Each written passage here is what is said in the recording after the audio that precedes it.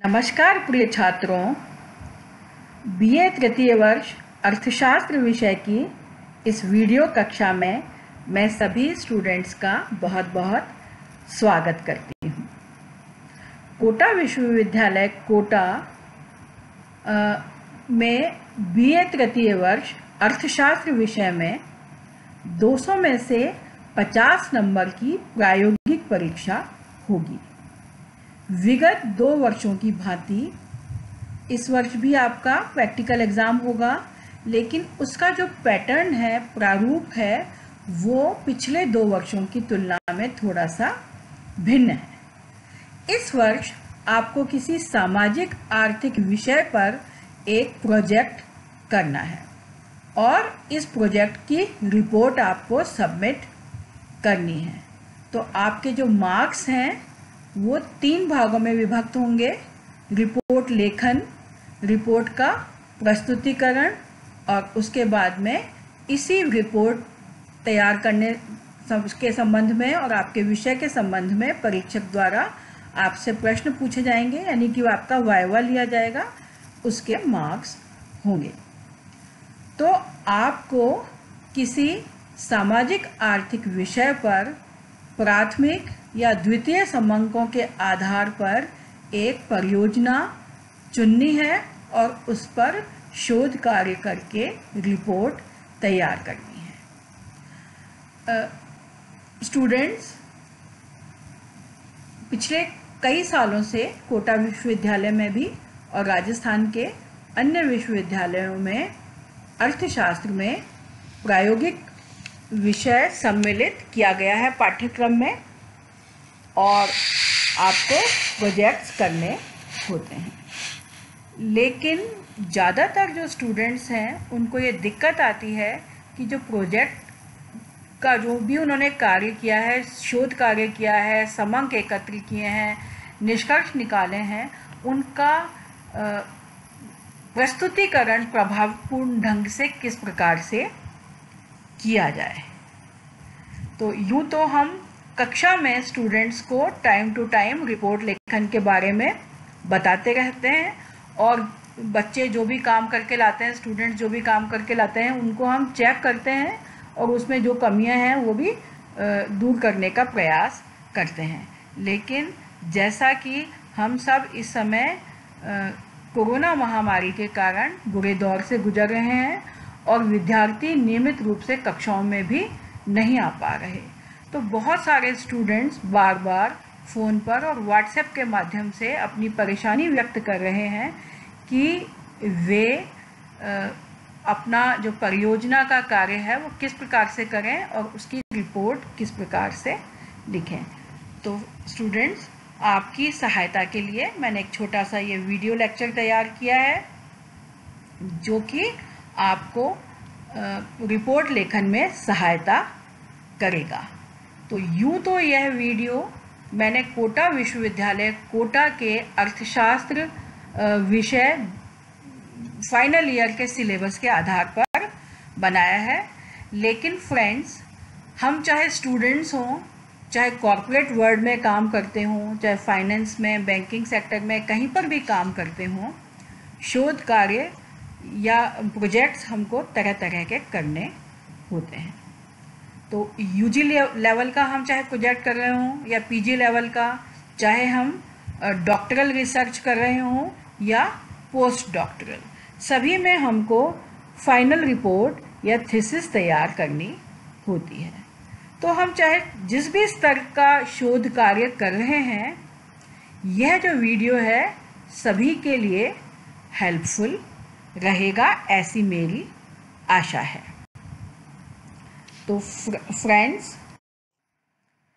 Friends, शोध परियोजना report लेखन किस प्रकार से किया जाए, यह प्रारंभ करने से पहले हम ये जानने का प्रयास करेंगे कि बेसिकली शोध परियोजना रिपोर्ट होती क्या है। तो फ्रेंड्स, शोध परियोजना रिपोर्ट एक दस्तावेज है, यानी कि एक डॉक्यूमेंट है जिसमें हमारी जो अनुसंधान परियोजना या शोध परियोजना है उसके सभी मूलभूत पहलू सम्मिलित होते हैं। हम जो भी शोध कार्य करते हैं उसको सामान्यतया लिखित रूप में प्रस्तुत किया जाता है। इस लिखित प्रस्तुति को ही हम परियोजना रिपोर्ट या शोध रिपोर्ट कहते हैं।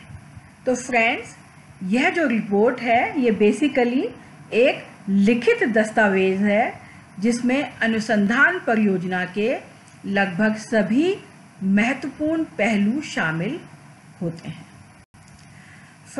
स्टूडेंट्स, हम जो कोई भी अध्ययन करते हैं, रिसर्च करते हैं, उसकी जो प्रैक्टिकल यूटिलिटी है, व्यवहारिक उपयोगिता है, वह उसकी प्रस्तुति पर ही निर्भर करती है।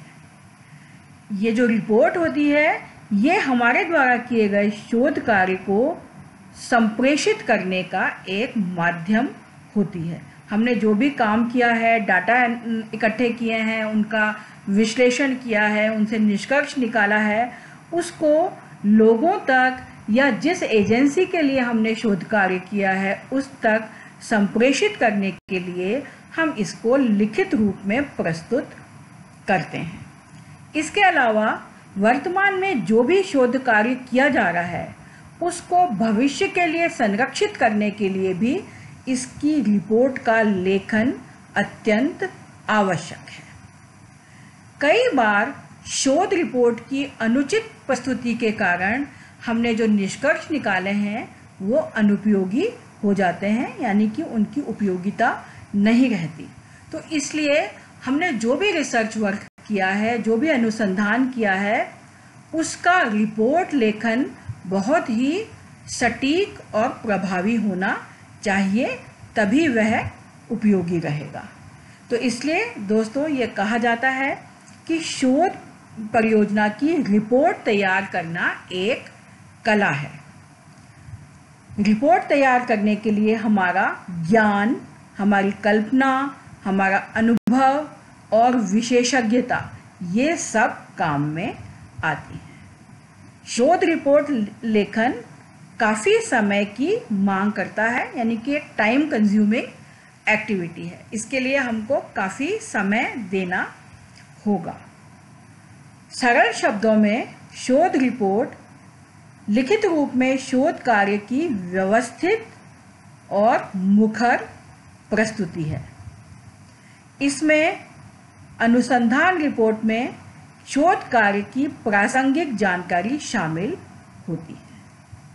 स्टूडेंट्स, यह जो शोध रिपोर्ट है या प्रोजेक्ट रिपोर्ट है, यह हस्तलिखित भी हो सकती है, हैंड रिटन, या फिर टाइप की गई हो सकती है, या फिर कंप्यूटर द्वारा टाइप्ड भी या प्रिंटेड भी यह हो सकती है।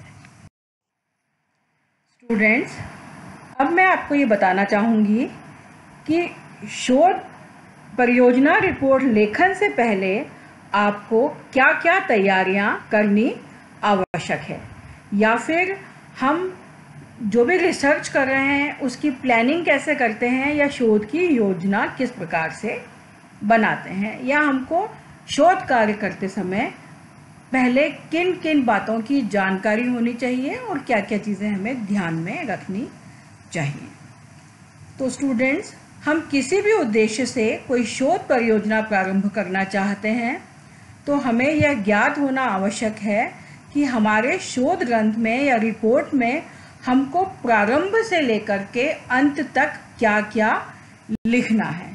यानी किसी भी रिपोर्ट के मेन कंटेंट या प्रमुख अंग कौन कौन से होते हैं, ये हमको ज्ञात होना चाहिए, और फिर हम उसी के हिसाब से हमारा जो भी मैटर इकट्ठा करेंगे और उसको अरेंज करेंगे।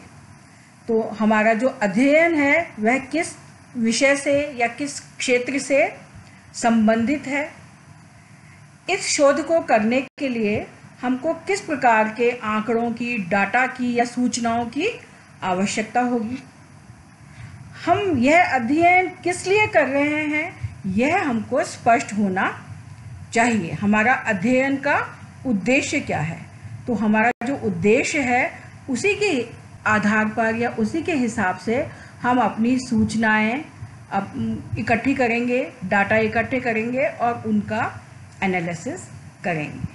फिर हमारा जो भी शोध का विषय है या हमारा जो अध्ययन का उद्देश्य है, उसके लिए हमको जो वांछित सूचनाएं और आंकड़े चाहिए वो हमको कहाँ से प्राप्त होंगे, यह हमको पहले से ज्ञात होना चाहिए, तभी हम उस विषय पर प्रोजेक्ट करने की सोच। हम किस एरिया में अध्ययन करेंगे, किस एरिया के लिए अध्ययन करेंगे, ठीक है, ये भी हमको ज्ञात होना चाहिए। फिर ये जो हम अध्ययन करना चाह रहे हैं इसमें कितना समय लगेगा। तो कई बार हम किसी क्लास विशेष के लिए अध्ययन करते हैं तो उसमें एक टाइम लिमिट होती है। तो हमको फिर जो विषय का चुनाव है वो इस प्रकार से करना चाहिए कि जो हमारी दी गई समय सीमा है उसमें यह कार्य समाप्त हो जाए। फिर हमको यह भी ज्ञात होना चाहिए कि हम जो शोध कार्य करना चाह रहे हैं उसमें कितना व्यय होगा। हमारा जो भी बजट है या हम इस शोध कार्य के लिए, रिसर्च कार्य के लिए जो भी व्यय कर सकते हैं वो हमको पता होना चाहिए और उसी के आधार पर हमको अपनी रिपोर्ट के लिए या अपने अनुसंधान के लिए प्लानिंग करनी चाहिए। फिर हमको यह ज्ञात है कि हमारा जो व्यय है इतना होने वाला है, एक्सपेंडिचर इतना होने वाला है, उसका हमने एस्टिमेट लगा लिया। तो फिर इसको फाइनेंस कौन करेगा? हम स्वयं इस पर खर्च कर रहे हैं या किसी एजेंसी से हमको प्राप्त होगा या कोई स्पॉन्सरशिप हमको मिल रही है। तो ये जो खर्च है इसके लिए बजट कहाँ से प्राप्त होगा यह भी हमको पता होना चाहिए। फिर हम जो अनुसंधान करना चाह रहे हैं, जिस लोकेशन के लिए या जिस एरिया के लिए, जिस स्पेसिफाइड एरिया के लिए हम रिसर्च कर रहे हैं, तो उसका समग्र यानी कि उसकी पॉपुलेशन या यूनिवर्स कितना है ये भी हमको पता होना चाहिए। जैसे मान लीजिए हम इनकम कंजम्पशन रिलेशनशिप के बारे में अध्ययन करना चाहते हैं, तो अगर आप कोटा ज़िले के बारे में अध्ययन करना चाहते हैं तो हमको मालूम होना चाहिए कि यहाँ की जो वर्किंग पॉपुलेशन है वो कितनी है, और तो हमारा जो समग्र है वो उतना हो जाएगा। अब इसके अध्ययन के लिए हमको कितना बड़ा सैंपल लेना पड़ेगा, क्योंकि हम इतने बड़े यूनिवर्स की या पॉपुलेशन की प्रत्येक इकाई का अध्ययन नहीं कर सकते। हमारे पास धन की सीमा होती है, हमारे पास समय की भी सीमा होती है, तो इतना बड़ा सर्वे करना संभव नहीं होता। तो इसके लिए हम कुछ सैंपल चुनते हैं। तो हमारा जो सैंपल का साइज़ है वो कितना होगा यह भी हमको ज्ञात होना चाहिए। फिर अगर हम सैंपल सर्वे कर रहे हैं, पूरे समग्र का अध्ययन कर रहे हैं, तब तो हम सारा डाटा इकट्ठा करेंगे। लेकिन अगर हम सैंपल का अध्ययन कर रहे हैं और हमने सैंपल का साइज़ चुन लिया, तो फिर आपने सैंपल किस आधार पर चुना है यह भी हमको पता होना चाहिए। सैंपल हमारा रैंडम है या फिर बायस्ड है। फिर आंकड़े संकलन की बहुत सारी विधियां होती हैं, इसमें से हम किस विधि का चुनाव करेंगे। तो ये सारी चीज़ें हमको पहले से अपने माइंड में रखनी चाहिए और इसके बारे में हमको क्लैरिटी होनी चाहिए, स्पष्टता होनी चाहिए। तभी अगर ये सब चीज़ें वाइबल हैं यानी कि संभव हैं, तभी हम उस शोध कार्य को शुरू करें, अन्यथा इसमें दिक्कत आएगी या फिर बहुत डिले होगा। और कई बार प्रोजेक्ट में बहुत ज़्यादा डिले होने से उसकी जो उपयोगिता है या उसका महत्व है वही समाप्त हो जाता है। तो सबसे पहले हमको हमारे जो प्रोजेक्ट है उसकी वायबिलिटी चेक करनी चाहिए कि उस कार्य को करने के लिए हमारे पास पर्याप्त ज्ञान, पर्याप्त मेथोडोलॉजी, पर्याप्त समय, पर्याप्त बजट है अथवा नहीं है। फ्रेंड्स, जब हम किसी भी प्रोजेक्ट की वायबिलिटी चेक कर लेते हैं और यह स्पेसिफाई कर लेते हैं, यह चुन लेते हैं कि हमको किस एरिया के बारे में रिसर्च करनी है या फिर किस लोकेशन के लिए हमको, यानी किस भौगोलिक क्षेत्र के लिए हमको हमारा अनुसंधान कार्य या शोध कार्य करना है, तो उसके बाद में इसके लिए हमको एक स्पेसिफिक टॉपिक का यानी कि एक सटीक विषय का चुनाव करना आवश्यक है। तो शोध परियोजना के लिए हमको किसी अच्छे, महत्वपूर्ण और समसामयिक तथा उपयोगी विषय का चुनाव करना चाहिए। हम जो शोध कार्य कर रहे हैं इसका विषय यदि समाज उपयोगी नहीं होगा तो शोध कार्य में लगी हमारी सारी मेहनत, समय एवं धन व्यर्थ हो जाएगा, यानी कि ये किसी के भी काम नहीं आएगा। विषय के चुनाव के लिए हमें अपने विचारों को एक विस्तृत क्षेत्र से एक विशिष्ट शोध प्रश्न तक सीमित करना चाहिए। यानी सबसे पहले हम यह क्षेत्र सोचें, एक एरिया सोचें कि हम किसके बारे में प्रोजेक्ट करना चाहते हैं या रिसर्च करना चाहते हैं। जैसे यदि हम अर्थशास्त्र विषय की बात करते हैं तो पहले हम ये देखेंगे कि हमको थ्योरेटिकल रिसर्च करनी है या अप्लाइड रिसर्च करनी है। यदि हमको सैद्धांतिक विषय चुनना है तो हम उसके बारे में सोचेंगे, और यदि कोई अप्लाइड एरिया लेना है तो हम उसका पहले विषय सोचेंगे। यानी कृषि के बारे में हम अध्ययन करना चाहते हैं या उद्योगों के बारे में या व्यापार के बारे में या अंतर्राष्ट्रीय व्यापार के बारे में या इंफ्रास्ट्रक्चर के बारे में, ये पॉपुलेशन यानी डेमोग्राफी के बारे में, health sector, education sector, socio economic sector, हम किस विषय पर अध्ययन करना चाहते हैं सबसे पहले हम उसको क्षेत्र का हमारे को ज्ञान होना चाहिए। फिर उस क्षेत्र में से भी बहुत सारे उप क्षेत्र होते हैं। जैसे हम कृषि की बात करें तो कृषि में बहुत सारे हैं, लैंड होल्डिंग हो सकती है, लैंड यूटिलाइजेशन, क्रॉपिंग पैटर्न हो सकता है, उत्पादन के ट्रेंड्स हो सकते हैं, फूड प्रॉब्लम हो सकती है, इरिगेशन, या फिर एग्रीकल्चरल फाइनेंस हो सकता है। तो इस तरीके से हजारों विषय कृषि के क्षेत्र में भी मिलेंगे। तो इसमें हमको सब सेक्टर पहले चुनना पड़ेगा और फिर उसमें से भी एक सूक्ष्म विषय हमको चुनना पड़ेगा। हमको उस एरिया में एक ऐसा प्रश्न या एक ऐसी परिकल्पना ढूंढनी होगी जिसके बारे में हम शोध या अनुसंधान करेंगे। तो सामान्यतया हमको शोध के लिए एक जनरल टॉपिक ना लेकर एक स्पेसिफिक, एक माइक्रो टॉपिक लेने का प्रयास करना चाहिए। और इस फिर माइक्रो टॉपिक में भी यानी इस सूक्ष्म विषय में भी हमको ये देखना चाहिए कि आपका जो संदर्भ एरिया है वह किस भौगोलिक क्षेत्र तक सीमित है। यानी कि आप एक जिले का अध्ययन कर रहे हैं या एक जिले के भी एक कॉलोनी का अध्ययन कर रहे हैं या पूरे राज्य का या पूरे देश के बारे में उस विषय का आप अध्ययन कर रहे हैं। तो जितना सूक्ष्म क्षेत्र होगा उतना ही हम ज़्यादा उस शोध कार्य को कर सकेंगे और अनुसंधान के लिए हमारी जो जिज्ञासा है या प्रश्न है उसको हम शांत कर सकेंगे। तो इस कार्य के लिए कई चरण हैं। तो सबसे पहले उस व्यापक विषय का चुनाव जिसमें कि हमारी रुचि है। फिर इस व्यापक विषय के अंदर से एक सूक्ष्म विषय यानी कि एक स्पेसिफिक विषय का चुनाव जिसमें अनुसंधान में हमारी रुचि है वो हमको खोजना चाहिए। और ये जो माइक्रो टॉपिक आपने सोचा है इसमें से भी हमको ऐसे प्रश्न ढूंढने चाहिए जिनका उत्तर या समाधान हम खोजना चाहते हैं। इनमें से किसी एक प्रश्न को यानी जो प्रश्न हमने सोचे हैं, जो हमारी जिज्ञासाएं हैं या क्वेश्चंस हैं, उनमें से भी हम अपने को कोशिश करें कि किसी एक प्रश्न तक ही सीमित करें। फिर हमने जो प्रश्न चुना है इसकी व्यवहार्यता की हम जांच करें कि क्या ये टॉपिक व्यवहारिक है, क्या हम इस पर अनुसंधान कर पाएंगे, क्या ये टॉपिक वायबल है।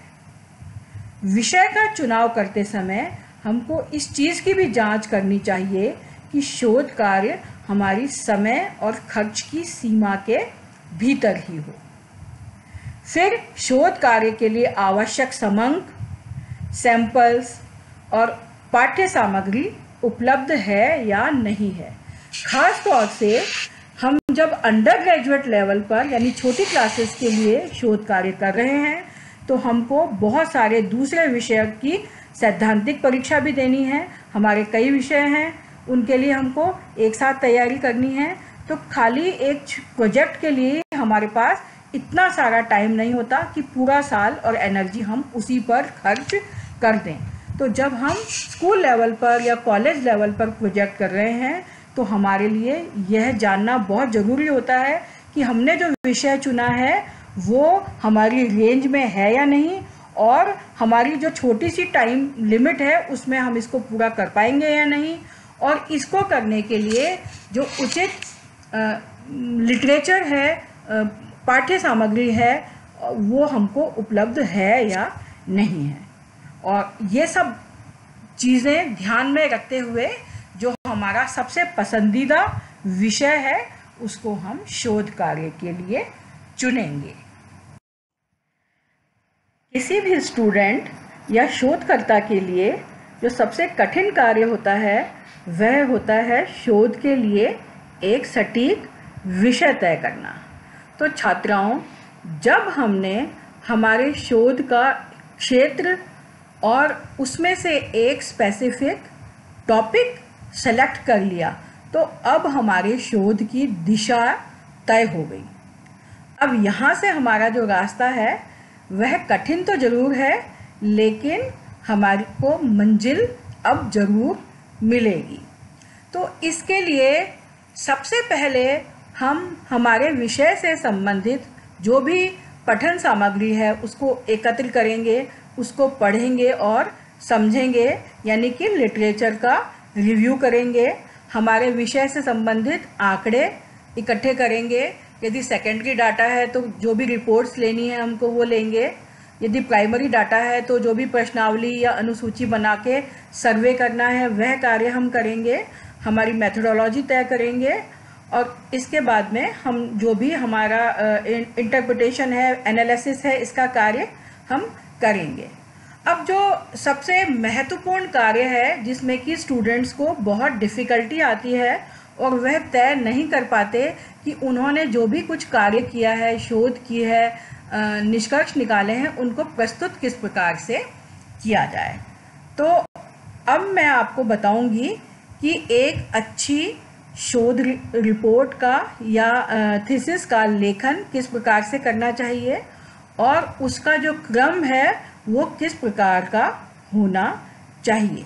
अलग अलग उद्देश्यों से किए गए शोध कार्य में इसमें थोड़ा बहुत वेरिएशन हो सकता है, लेकिन कमोबेश चाहे हम किसी भी लेवल की रिसर्च कर रहे हों या प्रोजेक्ट कर रहे हों, सामान्यतया जो रिपोर्ट या थीसिस है उसका लेखन इसी प्रकार से किया जाता है। तो थोड़ा बहुत चेंज आप अपने उद्देश्य के अनुसार इसमें कर सकते हैं। तो सबसे पहले स्टूडेंट्स जब हम रिपोर्ट लिखने लगते हैं तो हम हमारे विषय का परिचय लिखते हैं। तो सबसे पहला हमारा स्टेप है परिचय लेखन।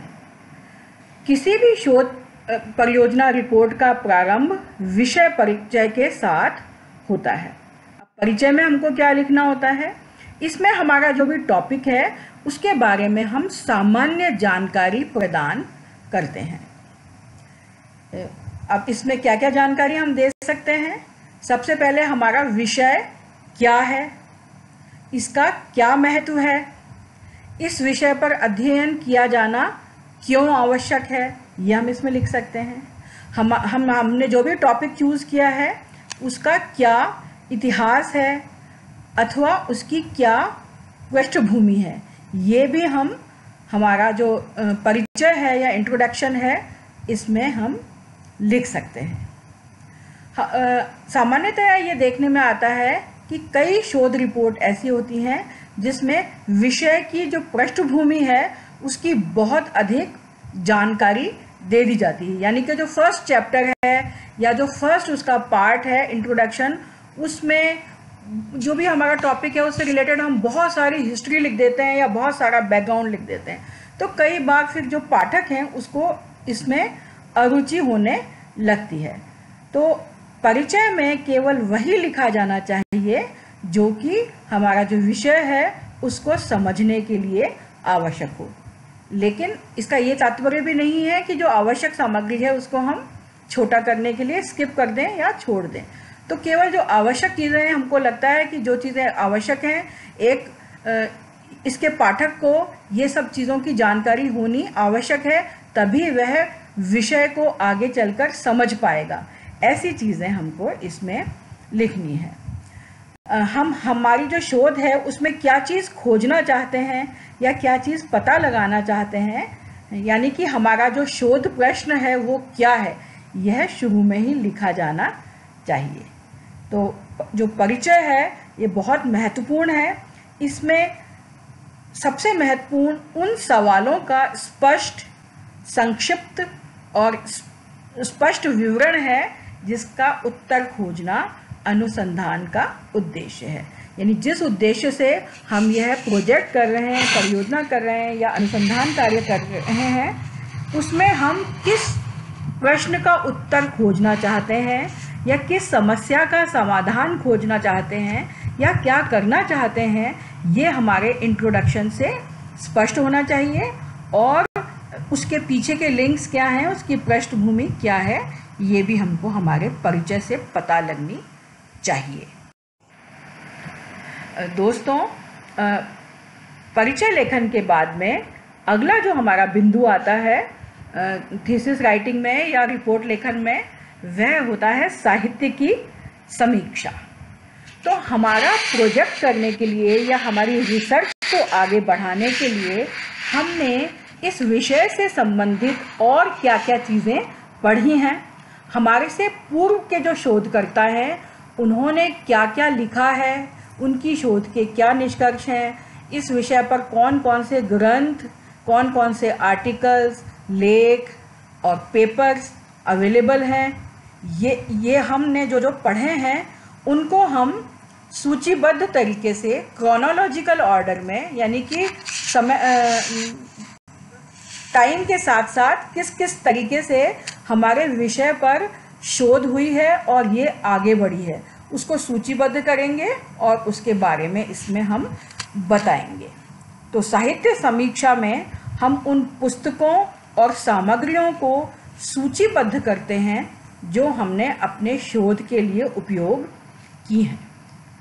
हमने जिन पुस्तकों अथवा सामग्री से अपने विषय की पृष्ठभूमि लिखी है, उन पुस्तकों और सामग्रियों को भी हम यहाँ पर सूचीबद्ध कर सकते हैं। तो हमारा शोध कार्य करने के लिए, इसको समझने के लिए, इसके बैकग्राउंड के लिए हमने जो भी चीज़ें पढ़ी हैं, इसकी जो बैकग्राउंड है, पृष्ठभूमि है, वो हमने जिन किताबों से लिखी है, इन सब बुक्स को, इन सब आर्टिकल्स को और रिसर्चेस को हम सूचीबद्ध तरीके से, क्रमबद्ध तरीके से, क्रोनोलॉजिकल ऑर्डर में रिव्यू ऑफ लिटरेचर में लिखते हैं।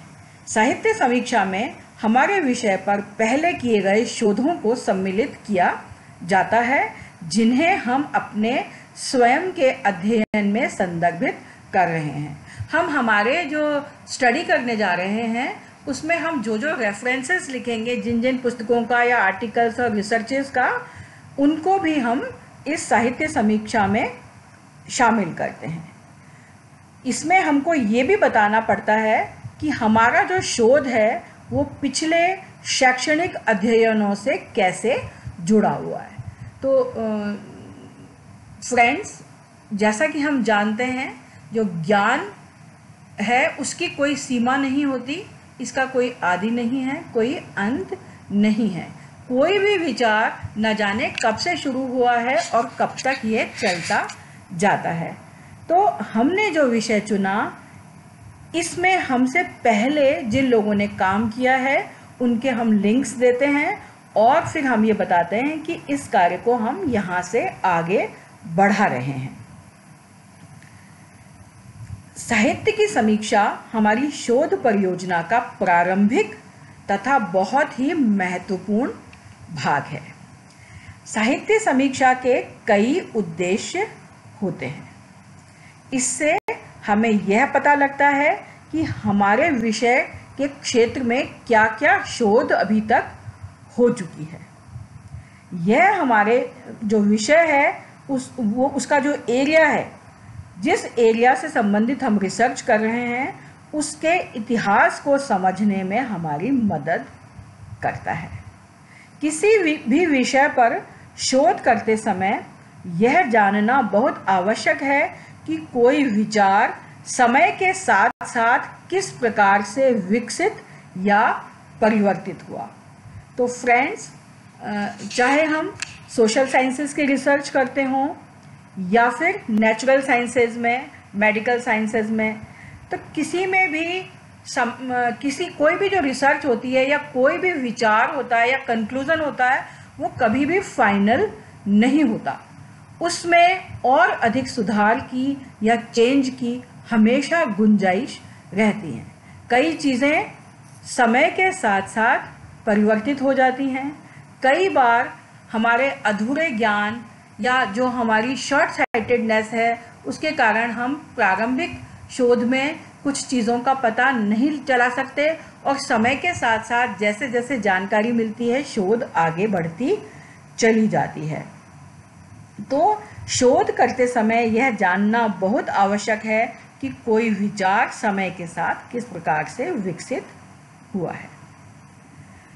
साहित्य की समीक्षा से हम उन पद्धतियों की सीमा से भी अवगत हो जाते हैं जिनका उपयोग हमारे विषय पर शोध करने के लिए किया गया है। हमने हमारे से पहले जो रिसर्चर्स हैं, उनके जब कार्य को पढ़ा तो हमने ये भी पढ़ा कि उन्होंने अपने रिसर्च वर्क के लिए कौन सी मेथोडोलॉजी, कौन सी शोध प्रविधि उपयोग में ली है, और इस प्रविधि की क्या क्या लिमिटेशंस थी, और इस प्रविधि के कारण उनकी शोध में क्या कमियां रह गई हैं। तो यदि हमको उससे बेहतर कोई मेथोडोलॉजी या शोध प्रविधि प्राप्त हो जाती है, तो उसका उपयोग हम अपनी रिसर्च में करके पुरानी कमजोरियों या कमियों को भी दूर कर सकते हैं। हमें अतीत और वर्तमान दोनों में प्रचलित विभिन्न दृष्टिकोणों के फायदे और नुकसान के बारे में आलोचनात्मक दृष्टिकोण विकसित करना चाहिए। हमने हमारे शोध के लिए जो क्षेत्र चुना है, जो विषय चुना है, उसमें पहले की जो सोच थी वो क्या थी, और वर्तमान में क्या विचारधारा उस संबंध में प्रचलित है, दोनों के क्या क्या फायदे और नुकसान हैं, ये हमको पता चलते हैं, जो कि शोध कार्य में हमको बहुत मदद पहुंचाते हैं। साहित्य की समीक्षा से हमें यह भी पता लगता है कि हमारे शोध विषय के किस क्षेत्र में कौन क्या क्या कार्य कर रहा है। यदि मान लीजिए हम कृषि से क्षेत्र संबंधित कोई विषय ले रहे हैं, मान लीजिए क्रॉपिंग पैटर्न का अध्ययन कर रहे हैं, तो हमको पता चलता है कि जैसे मान लीजिए भारत में हमने फसलों के प्रारूप में परिवर्तन पर या उसके ट्रेंड्स पर कुछ अध्ययन हमको छोटा सा करना है, तो हमको पता चलेगा कि बिहार में इसमें क्या कार्य हो रहा है, राजस्थान में क्या कार्य हो रहा है, दिल्ली में क्या कार्य हो रहा है, पंजाब में क्या कार्य हो रहा है, कौन खाद्य फसलों पर अध्ययन कर रहा है, कौन कॉमर्शियल फसलों पर अध्ययन कर रहा है। तो इस तरीके से हमको पता चलता है कि हमारे एरिया में कौन कौन किस किस क्षेत्र में कार्य कर रहा है, कौन से काम पहले हो चुके हैं, उनकी क्या इम्पोर्टेंस है, इसमें क्या कमी रह गई, और हम इसमें से किस काम को आगे बढ़ाएं जो कि समाज के लिए उपयोगी साबित होगा। तो स्टूडेंट्स, हमारी शोध परियोजना का ये एक बहुत महत्वपूर्ण चरण है, और इसको हमको गहरी रुचि के साथ में पूरा करना चाहिए। यदि हम इसे पूरी तरीके से और अच्छी तरीके से करते हैं, तो बाद में कई संभावित समस्याओं से हम बच जाते हैं। स्टूडेंट्स, साहित्य की समीक्षा के पश्चात हमारी शोध रिपोर्ट में हम लिखते हैं शोध परियोजना के उद्देश्य। शोध परियोजना के उद्देश्य क्या हैं? शोध परियोजना के उद्देश्य वे विशिष्ट परिणाम हैं जो एक शोधकर्ता को समय सीमा के भीतर और उपलब्ध संसाधनों के साथ अपने अध्ययन में प्राप्त करने हैं। यानी कि हमने हमारा जो भी अनुसंधान कार्य है या शोध कार्य है वो क्यों लिया है, किस उद्देश्य से लिया है, इससे हम क्या समाधान प्राप्त करना चाहते हैं, क्या हमारे संभावित परिणाम होने की आशा है हम रखते हैं, ये सब हमको इस उद्देश्य में लिखना होता है।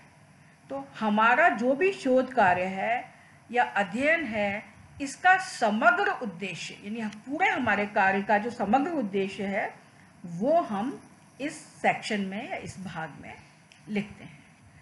ये जो उद्देश्य हैं ये स्पष्ट और बहुत ही संक्षिप्त रूप में परिभाषित किए जाने चाहिए। हमारा जो अध्ययन है या शोध कार्य है उसके उद्देश्य एक भी हो सकता है या एक से अधिक भी हो सकते हैं, लेकिन बहुत सारे उद्देश्य हमको नहीं लिखने चाहिए। केवल जो निश्चित हमने सोचा है कि ये हमारे अध्ययन के परिणाम होंगे उन्हीं को इसमें हमको लिखना चाहिए। सामान्यतया उद्देश्य जो हैं वो बिंदुवार क्रम में लिखे जाते हैं, कोई कोई इसको पैराग्राफ के रूप में भी लिखता है। स्टूडेंट्स, कई उच्च स्तर की जो शोध की जाती हैं उसमें उद्देश्य के साथ साथ परिकल्पना भी लिखी जाती है। अब परिकल्पना क्या होती है ये मैं आपको बताती हूँ। एक शोध परिकल्पना शोधकर्ता की भविष्यवाणी का एक सटीक, विशिष्ट, स्पष्ट और परीक्षण योग्य कथन है जो इस अध्ययन का संभावित परिणाम होगा। कहने का तात्पर्य क्या हुआ स्टूडेंट्स? हम इकोनॉमिक्स के स्टूडेंट्स हैं तो मैं आपको अर्थशास्त्र से ही एक उदाहरण लेकर यह बताती हूँ। मान लीजिए हम ये ऑब्जर्व कर रहे हैं कि जैसे जैसे एप्पल की प्राइस बढ़ रही है वैसे वैसे उसकी बिक्री कम होती चली जा रही है। तो मान लीजिए हम मांग और कीमत का अध्ययन कर रहे हैं तो हमने सोचा कि एक निश्चित समय और स्थान पर एप्पल की प्राइस में और इसकी मांग में विपरीत संबंध है, ऐसा हमारा अनुमान है। अब हम हमारी शोध के माध्यम से ये पता लगाना चाहते हैं कि हम जो सोच रहे हैं वो सही है या गलत है। तो इसके लिए हमने जो हमारे अध्ययन के लिए परिकल्पना हम बनाएंगे वो हमारा एक विशिष्ट कथन या स्टेटमेंट होगा कि एप्पल की प्राइस और मांग में विपरीत संबंध है। अब यह जो कथन है किसी रिसर्च में ये दो प्रकार से लिखा जाता है, शून्य परिकल्पना और वैकल्पिक परिकल्पना। शून्य परिकल्पना के अंदर हम ये लिखते हैं कि दो चरों में कोई संबंध नहीं है, यानी कि दोनों चरों में शून्य संबंध है। हमारे उदाहरण में हम लिखेंगे सेब की कीमत और इसकी मांग में शून्य संबंध है। तो ये हो गई हमारी शून्य परिकल्पना। इसके बाद में ऑल्टरनेटिव हाइपोथेसिस यानी कि वैकल्पिक परिकल्पना में हम लिखेंगे कि एप्पल की प्राइस और इसकी मांग में विपरीत संबंध है। इसके बाद हम इनके संबंध में टाइम सीरीज या क्रॉस सेक्शन किसी भी प्रकार का डाटा यानी संबंध इकट्ठे करेंगे और परीक्षण करके पता लगाएंगे कि इनमें संबंध है या नहीं है, तो धनात्मक है या ऋणात्मक है और कितना संबंध है, यानी कि एप्पल की प्राइस में 1 इकाई परिवर्तन से मांग में कितने इकाई परिवर्तन आएगा।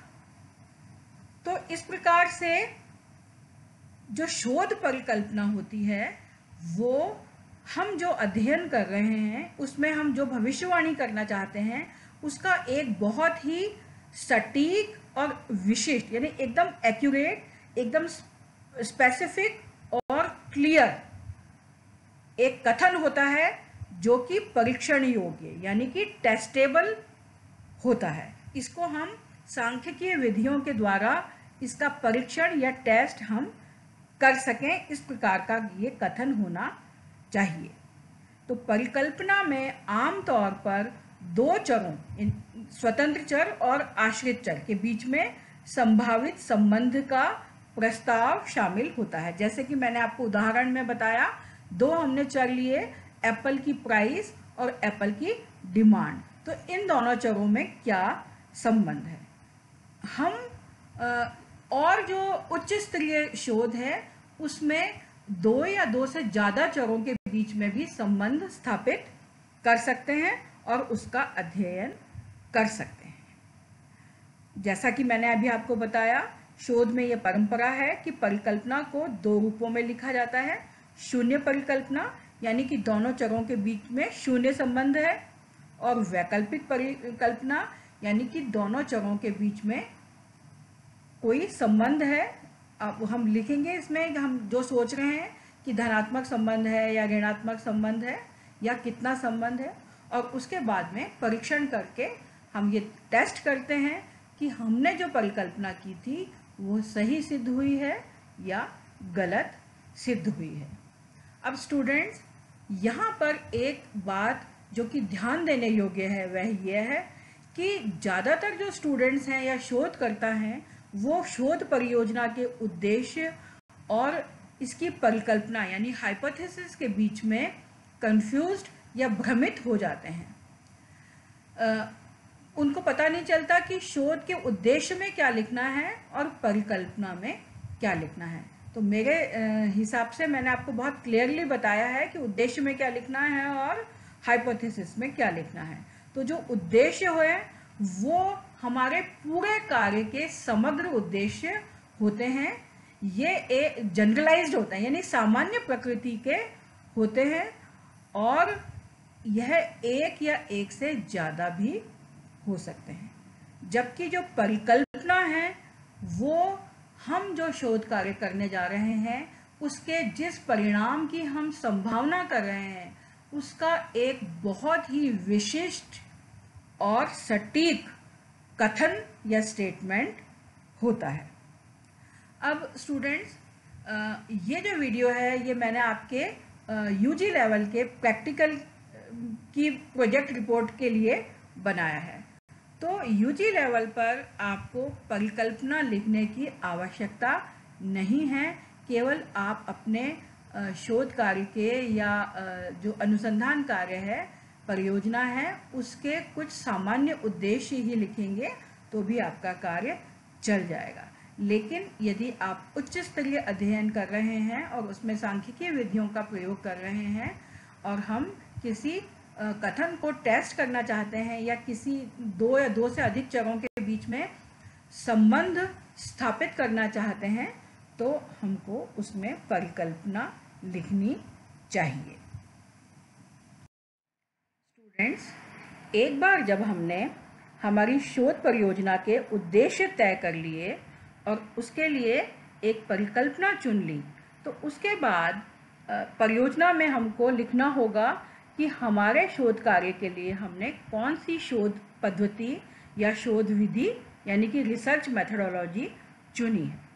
तो रिपोर्ट में यह बताना आवश्यक है कि हमने शोध के लिए कौन सी शोध विधि प्रयुक्त की है। अब शोध विधि में हम क्या क्या चीज़ें लिख सकते हैं ये मैं आपको संक्षिप्त रूप से बताती हूँ। इसमें एक तो हमको यह लिखना होता है कि हम जो भी शोध कार्य कर रहे हैं वह किस भौगोलिक क्षेत्र से संबंधित है।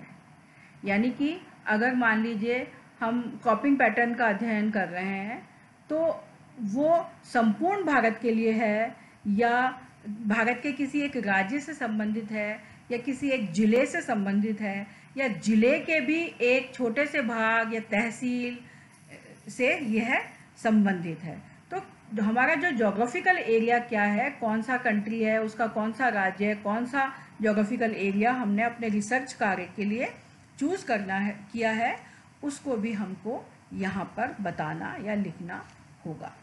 फिर शोध के लिए हम कौन सी सांख्यिकी तकनीक काम में ले रहे हैं यह भी हमको स्पेसिफाई करना होगा, बताना होगा।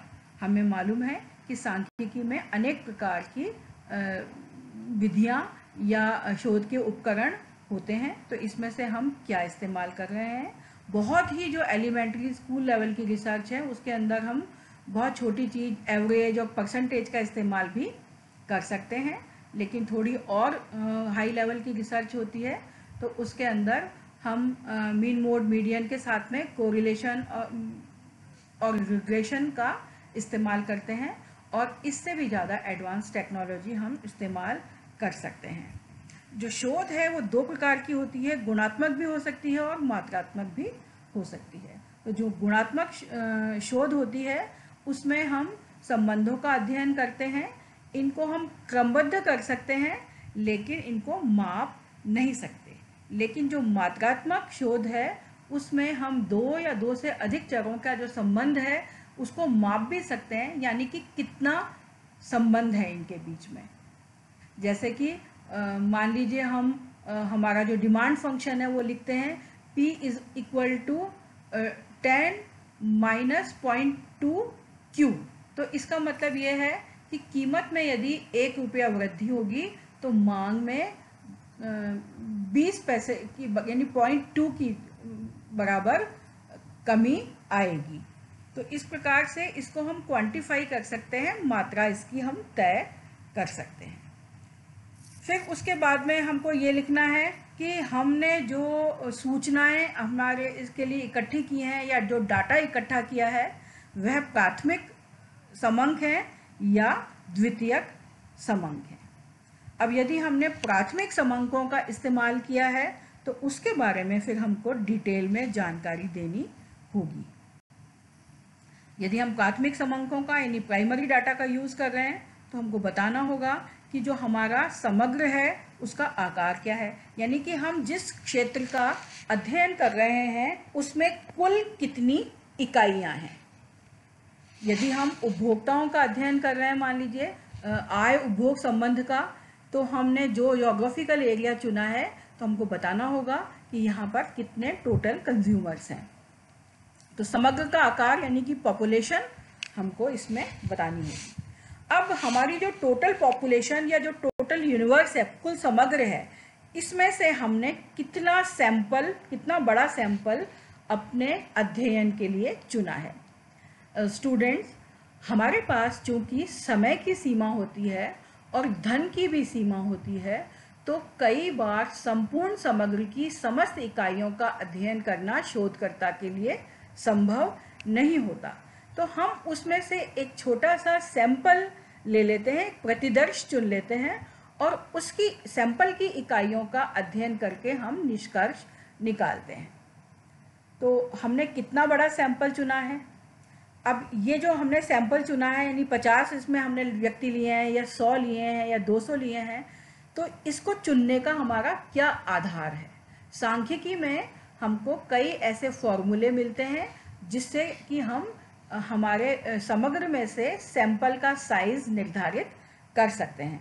तो हमको साइंटिफिक तरीके से ही सैंपल का साइज़ निर्धारित करना चाहिए, ऐसे मनमाने तरीके से सैंपल का साइज़ नहीं चुनना चाहिए। लेकिन बहुत छोटे लेवल पर यदि स्टूडेंट्स काम कर रहे हैं तो वो अपनी सुविधा के लिए 20 या 100 या 40-50 का सैंपल चुन सकते हैं। अगर हमने सैंपल चुना है तो फिर हमने जो सैंपल चुना है वो रैंडम आधार पर चुना है, यानी कि यादृच्छिक सैंपल है हमारा, प्रतिदर्श है या बायस्ड है, अभिनत। यानी सैंपल का जो चुनाव है हम दो प्रकार से कर सकते हैं। एक तो हम स्वयं ही अपनी स्वेच्छा से अपनी सुविधा के अनुसार इकाइयां चुन लें और उसका अध्ययन कर लें। दूसरा तरीका यह है कि हम इसमें से एक साइंटिफिक आधार पर रैंडम यानी कि यादृच्छिक चुनाव करें कि कोई सी भी इकाई इसमें आ सकती है, यानी सभी इकाइयों के हमारे सैंपल में आने की बराबर संभावना हो। तो इसमें हम कई तरीके इस्तेमाल कर सकते हैं। लॉटरी डाल सकते हैं कि कौन कौन सी इकाइयों को हमको चूज़ करना है, या फिर हम जो सीरीज़ है उसके अंदर कोई अंक निर्धारित कर लें कि हम मान लीजिए 2 छोड़कर या 3 छोड़कर जो इकाइयां हैं उनको लेते चले जाएंगे। इसके अलावा जो हमको बड़ा हमारा जब पॉपुलेशन होता है तो इसके लिए स्टैटिस्टिक्स में हमको कई रैंडम सैम्पलिंग की टेबल्स मिलती हैं, तो वो हमको बताती हैं कि हमारे पॉपुलेशन में से हम कौन कौन से जो हमारी सीरीज़ के नंबर्स को सैंपल के रूप में चुन लें। तो इससे हमारा जो परिणाम आएगा शोध का वो बायस्ड नहीं होगा और उसमें एरर नहीं होगा। यदि हम मनमाने तरीके से इकाइयाँ चुनेंगे तो इससे हमारे जो परिणाम हैं वो बायस्ड या गलत हो सकते हैं। तो यदि हम प्राथमिक समंकों का इस्तेमाल कर रहे हैं तो यादृच्छिक प्रतिदर्श विधि यानी कि रैंडम सैम्पलिंग मेथड अच्छा मेथड माना जाता है। यदि हम उच्च कक्षाओं के लिए अध्ययन कर रहे हैं या पीएचडी कर रहे हैं या पोस्ट डॉक्टरल रिसर्च कर रहे हैं तो उसमें हमको यह भी लिखना होगा कि हमने जो रैंडम सैम्पलिंग की है वो किस प्रकार की है। रैंडम सैम्पलिंग कई तरीके की हो सकती है, सिंपल हो सकती है या फिर स्ट्रैटिफाइड हो सकती है या मल्टी स्टेज हो सकती है। यानी कि हमने हमारा जो समग्र है या जो पॉपुलेशन है उसको उसमें से सिंपली कुछ इकाइयाँ चुन ली हैं या हमने अपनी पॉपुलेशन को भी कुछ भागों में यानी कुछ स्ट्रेटास में बांट दिया है। जैसे मान लीजिए हम आय उपभोग संबंध का अध्ययन कर रहे हैं तो इसमें विभिन्न आय समूहों के आधार पर हम अपने जो समग्र है उसको कई भागों में स्ट्रेटास में डिवाइड कर सकते हैं। जैसे कि हमने मान लीजिए 0 से 10,000 तक आय पाने वाले लोगों का एक समूह बना लिया, उसके पश्चात 10,000 से 20,000, फिर 20,000 से 50,000, 50,000 से 1 लाख, 1 लाख से 5 लाख, 5 लाख से 10 लाख, 10 लाख से ऊपर। इस प्रकार से हमने कुछ ग्रुप्स बना लिए। हर ग्रुप्स में से हमने कुछ कुछ इकाइयों का सैंपल लिया और उनका अध्ययन किया। तो ये जो रिसर्च है इसको हम स्ट्रैटिफाइड सैम्पलिंग यानी स्तरित सैम्पलिंग कहते हैं। इसके अलावा मल्टी स्टेज भी हो सकती है। मल्टी स्टेज में हम अपने सैंपल को, मान लीजिए हम भारत के किसी राज्य का अध्ययन कर रहे हैं और उसमें से हमने 5 जिले चुने तो हम 5 जिलों का अध्ययन करेंगे। तो हमारा राज्य हमारा एक समग्र हो गया, उसके अंदर हमने उसको स्टेजेस में डिवाइड कर दिया 5 जिलों में और फिर हर जिले की मान लीजिए हमने कुछ तहसील चुनी और उसमें फिर इनकम ग्रुप्स के आधार पर हमने समंक इकट्ठे किए। तो इसको हम मल्टी स्टेज सैम्पलिंग कहते हैं।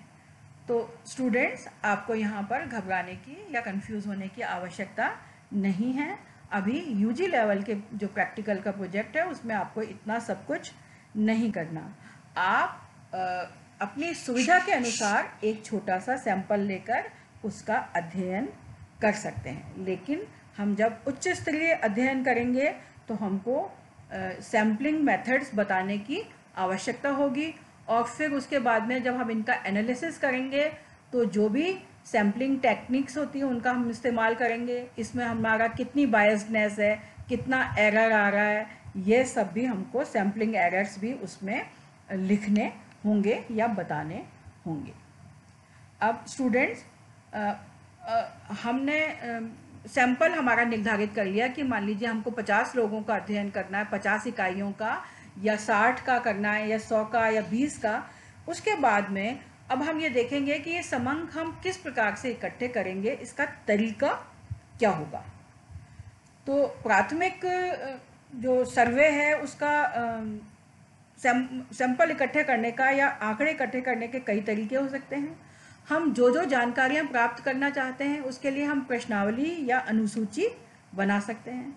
इस प्रश्नावली और अनुसूची को हम मेल के या पोस्ट के माध्यम से भरवा सकते हैं, स्वयं व्यक्तिगत साक्षात्कार के द्वारा भरवा सकते हैं या व्यक्ति को हम इसको डिस्ट्रीब्यूट करवा सकते हैं और वो भरकर हमको दे देगा और उसके बाद में हम इसका अध्ययन कर लेंगे।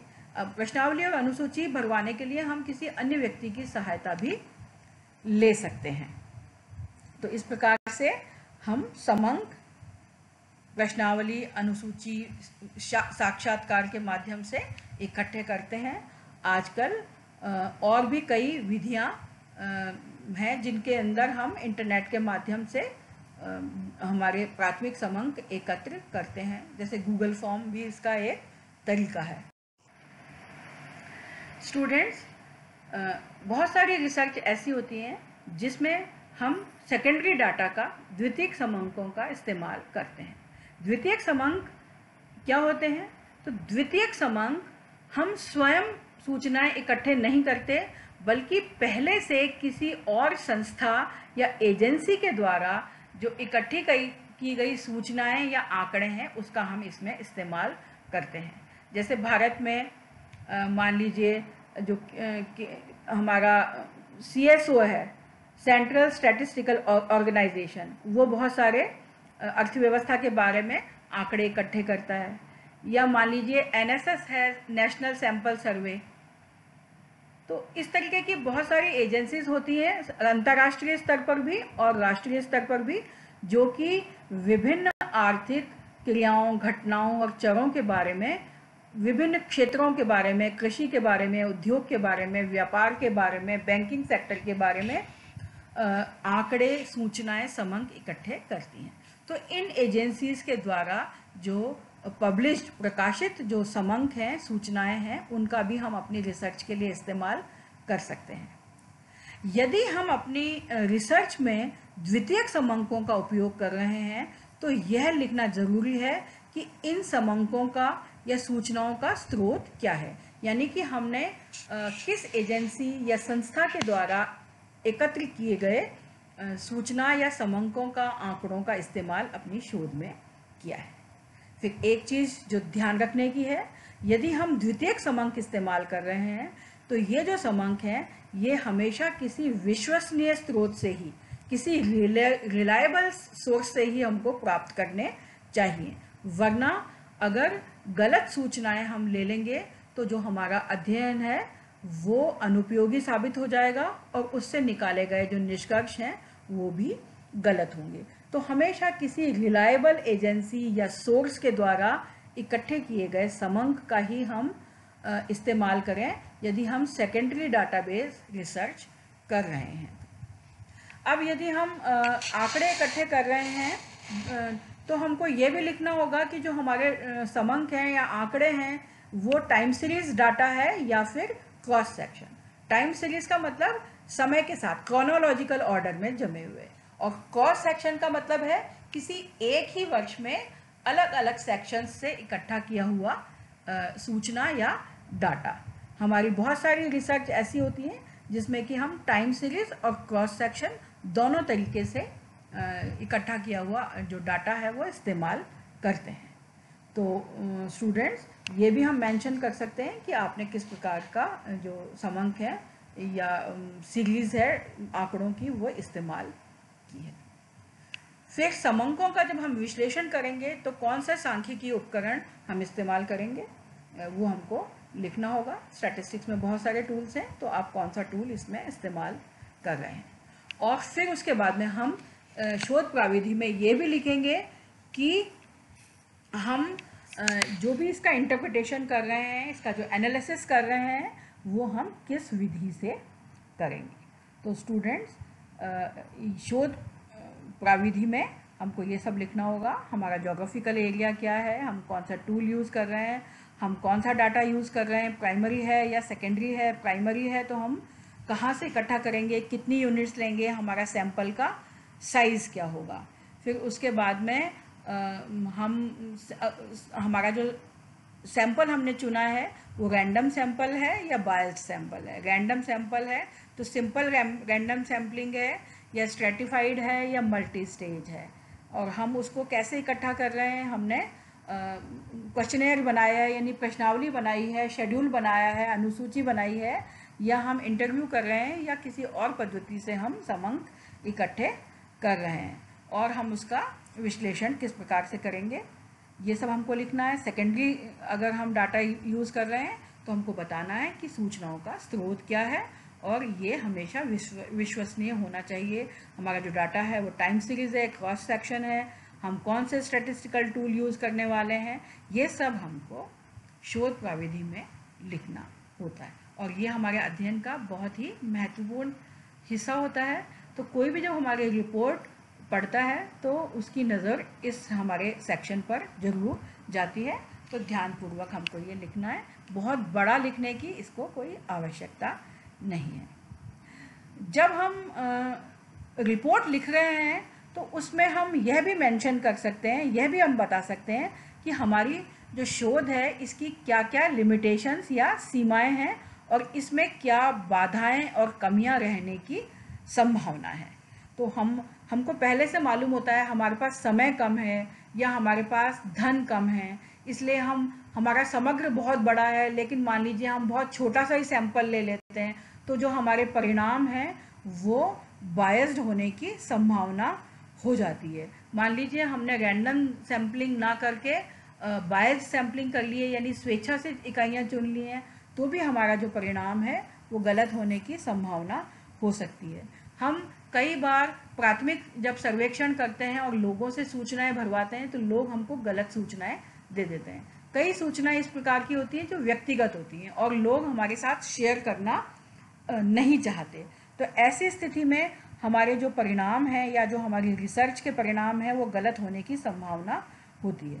और फिर इसके आधार पर अगर हम कुछ प्रिडिक्शंस करेंगे यानी कि पूर्वानुमान लगाएंगे तो वो भी फिर गलत हो जाएंगे। तो हम पहले से यह बता सकते हैं रिपोर्ट में कि हमारे शोध की ये लिमिटेशंस थी, इस कारण हमारे शोध में ये कमियां या बाधाएं रह सकती हैं।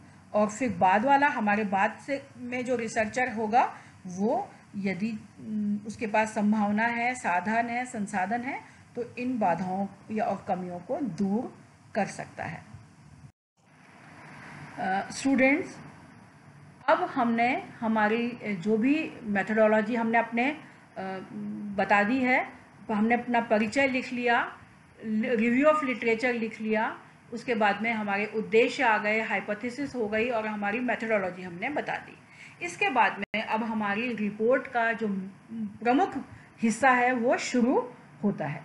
तो हमने जो भी कुछ कार्य किया है उसको हम यहाँ पर प्रस्तुत करेंगे। तो आपने जो भी डाटा या सूचनाएं इकट्ठी की हैं उनको आप यहाँ पर ठीक प्रकार से प्रस्तुत करेंगे।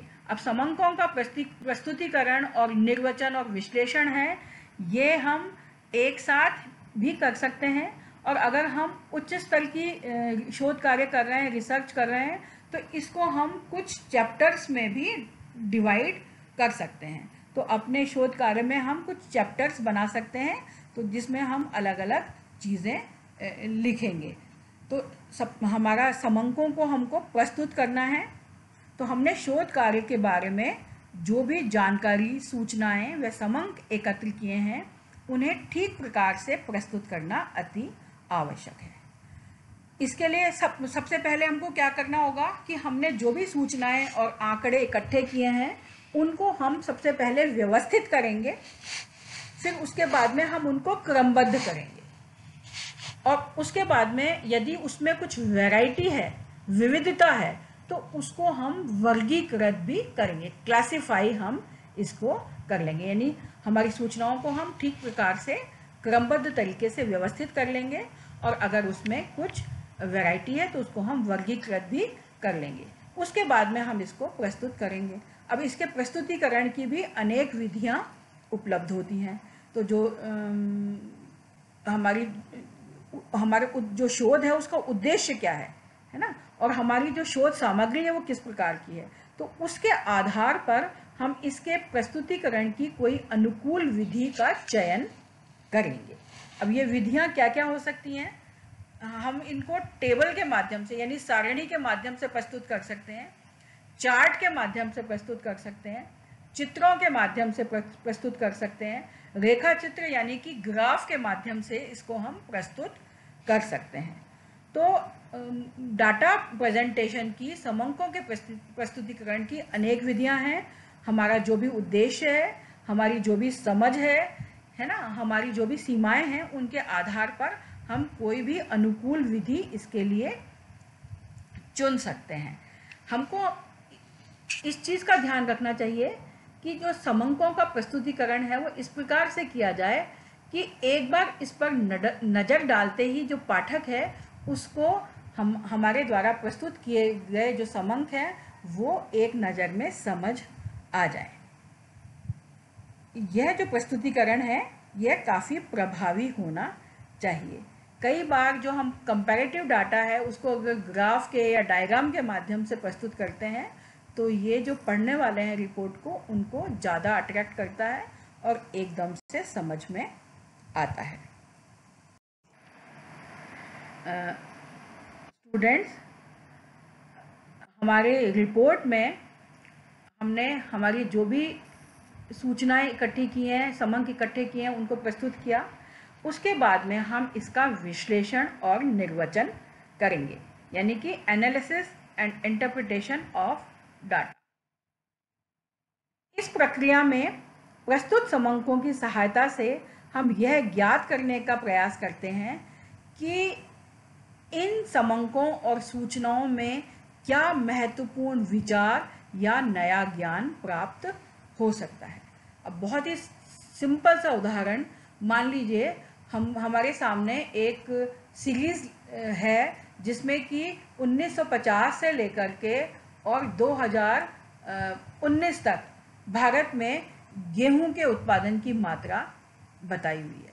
तो मान लीजिए ये टेबल बनी हुई है, तो इस टेबल पर हम जैसे ही नज़र डालेंगे तो उसको देखते ही हम समझ जाएंगे कि 1950 से लेकर के और अभी तक लगातार गेहूं का उत्पादन बढ़ता चला जा रहा है। लेकिन बीच बीच में अनेक वर्ष ऐसे आए जिसमें कि ये उत्पादन घटा। तो जैसे कि 1965 में युद्ध हुआ, उसके बाद में अकाल पड़ा, फिर हरित क्रांति हुई, उसके बाद में एकदम से गेहूं का उत्पादन बढ़ गया। तो इस प्रकार से टेबल को देखते हुए ही हमको गेहूं के उत्पादन के ट्रेंड्स एकदम समझ में आ जाते हैं और हम इसमें से निष्कर्ष निकाल सकते हैं। कई बार हम कंपैरेटिव डाटा भी हो सकता है। मान लीजिए गेहूं और चावल दोनों 1950 से लेकर के और 2019 तक का हम आपको डाटा हम कर रहे हैं, तो हमको पता चल जाएगा कि गेहूं के ट्रेंड्स क्या रहे और उसकी तुलना में चावल के ट्रेंड्स क्या रहे।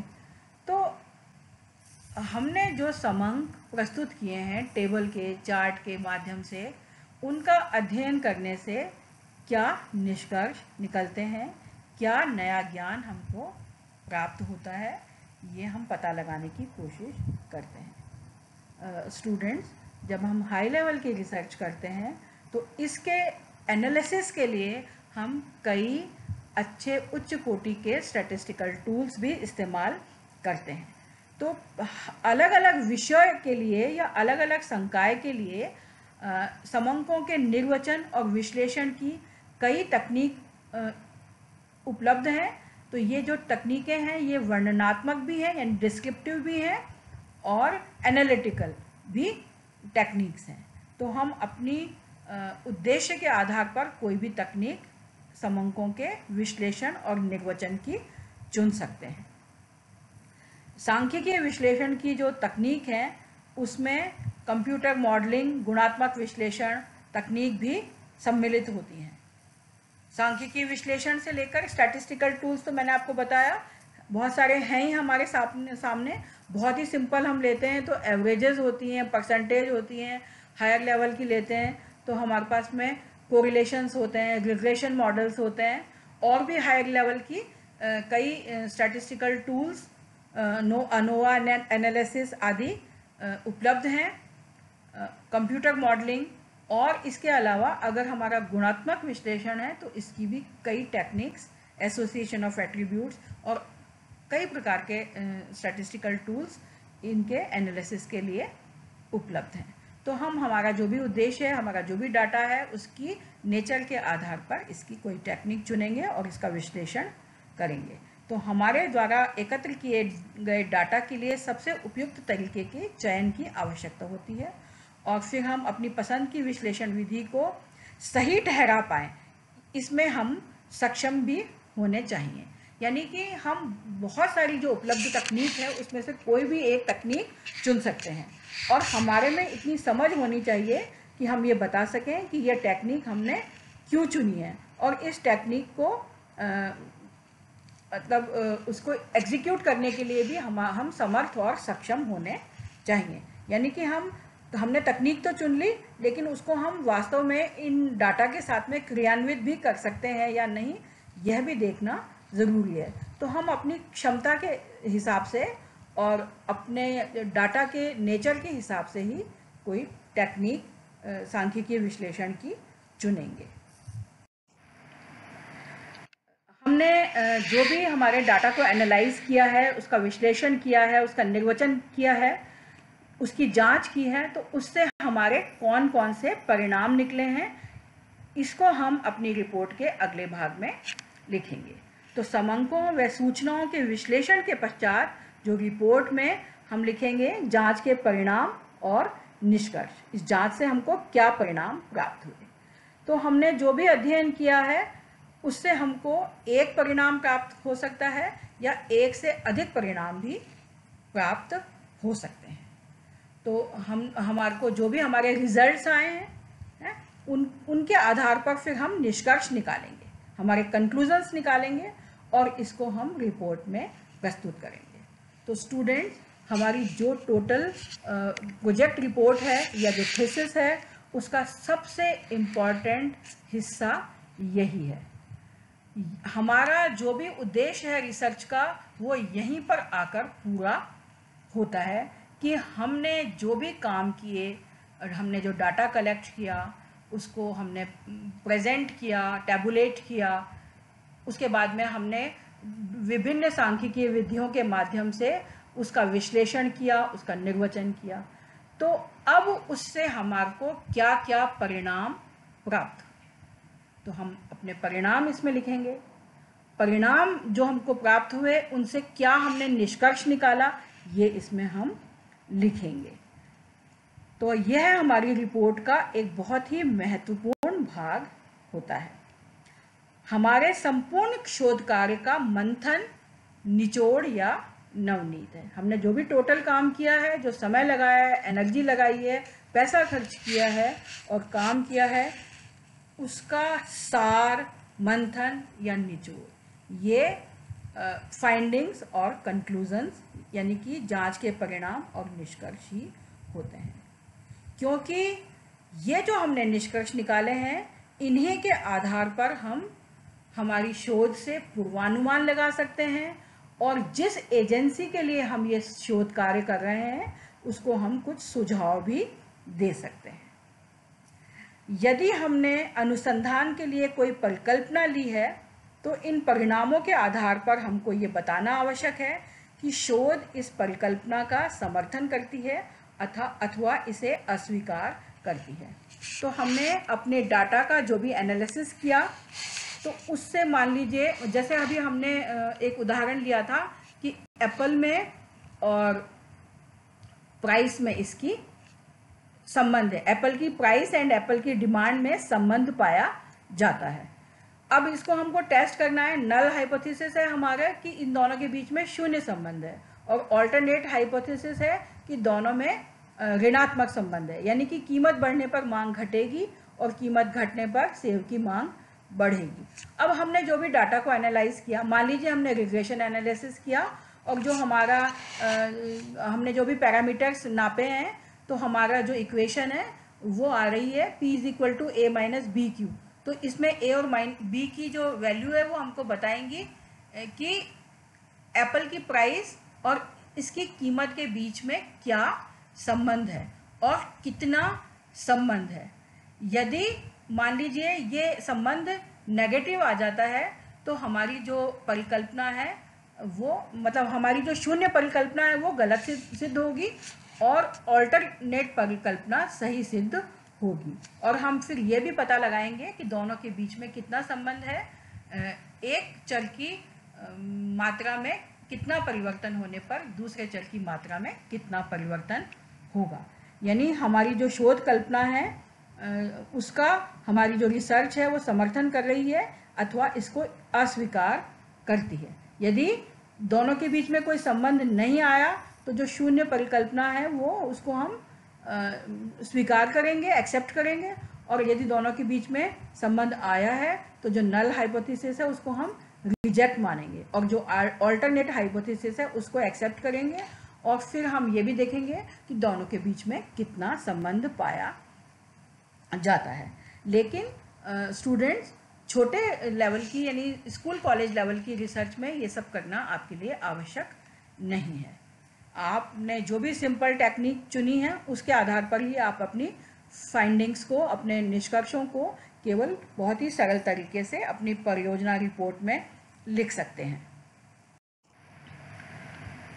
अब हमने जो भी विश्लेषण किया, इंटरप्रिटेशन किया और फाइंडिंग्स और कंक्लूजन्स हमारे हैं, तो इनको यदि हमने साइंटिफिक मेथड से, स्टैटिस्टिकल टूल्स की सहायता से किया है, तो फिर हमारी जो शोध कार्य है उसमें भविष्य के लिए पूर्वानुमान लगाने की क्षमता भी होती है। जैसा कि मैंने आपको बताया, अगर हमें यह पता चल जाता है कि कीमत में कितना परिवर्तन होने से मांग में कितना परिवर्तन होगा, या फिर हमको ये पता चल जाता है कि आय में वृद्धि के परिणाम स्वरूप किसी वस्तु की मांग में कितना परिवर्तन होगा, और हमको ये भी पता चल जाता है कि जनसंख्या में वृद्धि के परिणाम स्वरूप किसी वस्तु की मांग में कितना परिवर्तन होगा, तो हम फ्यूचर के लिए प्लानिंग कर सकते हैं कि आने वाले 5 सालों में मान लीजिए जनसंख्या में कितनी वृद्धि होगी, प्राइसेस में क्या चेंजेस आएंगे, नेशनल इनकम में क्या चेंजेस आएंगे, तो इनके आधार पर वस्तु की भविष्य में मांग कितनी होगी, जिससे कि हम उसकी पूर्ति सुचारू रख सकें। तो अब इस पूर्ति को या तो हम अपने घरेलू उत्पादन के माध्यम से पूरा कर सकते हैं, या फिर इसके लिए हम आयात की व्यवस्था कर सकते हैं। तो यदि हमको प्रॉपर प्लानिंग करनी है, यानी एक अच्छे प्रकार का नियोजन करना है, तो इसके लिए हमारी जो भी प्लानिंग है, हमारी रिसर्च है, उसमें पूर्वानुमान लगाने की क्षमता होनी चाहिए। साइंस के अंदर, नेचुरल साइंसेज में, भौतिक विज्ञान में, मेडिकल साइंस में इस प्रकार की जो प्रिडिक्शंस हैं वो बहुत ही महत्वपूर्ण हैं। इनके आधार पर ही विभिन्न प्रकार के निर्णय लिए जाते हैं। इनमें यदि बहुत ही 0.00 कुछ की भी यदि गलती होती है तो भी वह वैज्ञानिकों के लिए बहुत भारी पड़ सकती है। तो स्टूडेंट्स, हम देखते हैं जो आजकल के ज़माने में बहुत सारे जो अंतरिक्ष यान हैं चंद्रमा पर गए हैं, या फिर दूसरे ग्रहों पर गए हैं, या फिर युद्ध के अंदर काम में लेने के लिए मिसाइल्स बनती हैं, तो इनमें बहुत अधिक एक्यूरेसी की आवश्यकता होती है। इसके अंदर जो रिसर्च होती है इसमें बहुत ही एक्यूरेट प्रिडिक्शन की ज़रूरत होती है। सोशल साइंस की जो रिसर्च है वो थोड़ी बहुत माइल्ड हो तो भी चल सकता है, लेकिन कई जो विषय हैं उनके अंदर होने वाली, खासतौर से मेडिकल साइंस में, युद्ध विज्ञान में, अंतरिक्ष विज्ञान में होने वाली जो रिसर्च है उसमें बहुत ही सटीकता का होना आवश्यक है। तो वैज्ञानिक विधियों के माध्यम से किए गए शोध कार्य में पूर्वानुमान लगाने की क्षमता होती है। वास्तव में पूर्वानुमान लगाने की क्षमता के कारण ही शोध कार्य को महत्वपूर्ण माना जाता है। तो हमारी पूर्वानुमान लगाने की क्षमता जितनी सटीक होगी, शोध कार्य उतना ही गुणवत्तापूर्ण होगा। भौतिक शास्त्र, अंतरिक्ष विज्ञान, चिकित्सा शास्त्र व सभी प्रकार के प्राकृतिक विज्ञानों में तथा अर्थशास्त्र में व अन्य सामाजिक विज्ञानों के क्षेत्र में किए जाने वाले अनुसंधान में पूर्वानुमान लगाने की क्षमता का, यानी कि जो प्रिडिक्शंस हैं उनका बहुत इम्पोर्टेंस है। तो पूर्वानुमान लगाने की क्षमता भी महत्वपूर्ण है, साथ ही साथ इसकी सटीकता यानी एक्यूरेसी, इसमें प्रिसीशन होने का बहुत ज़्यादा इम्पोर्टेंस है। इसमें जरा भी जो चूक है वो शोधकर्ता को भारी पड़ सकती है। तो प्रिडिक्शन जो हैं बहुत ही एक्यूरेट होने चाहिए, और प्रिडिक्शन एक्यूरेट तभी होंगे जब हमने अच्छी प्रकार की सांख्यिकी विधियां इस्तेमाल की है। इसमें जो भी एरर है या स्लैग्स हैं या सरप्लस है या जो रैंडमाइजेशन आपने किया है वो सब आपको पता होना चाहिए, और जो हमारे निष्कर्ष हैं वो भी बहुत ही एक्यूरेट होने चाहिए, तभी आप इसके माध्यम से प्रिडिक्शंस सही प्रकार से कर सकते हैं। पूर्वानुमान के पश्चात हमारी शोध रिपोर्ट का जो अगला महत्वपूर्ण भाग है वह है इस परियोजना के या अनुसंधान के संबंध में दिए गए हमारे सुझाव। हमने जो भी शोध कार्य से परिणाम या निष्कर्ष प्राप्त किए हैं तथा जो पूर्वानुमान लगाए हैं उनके आधार पर हम भविष्य के लिए नीति निर्माण हेतु सुझाव प्रस्तुत करेंगे।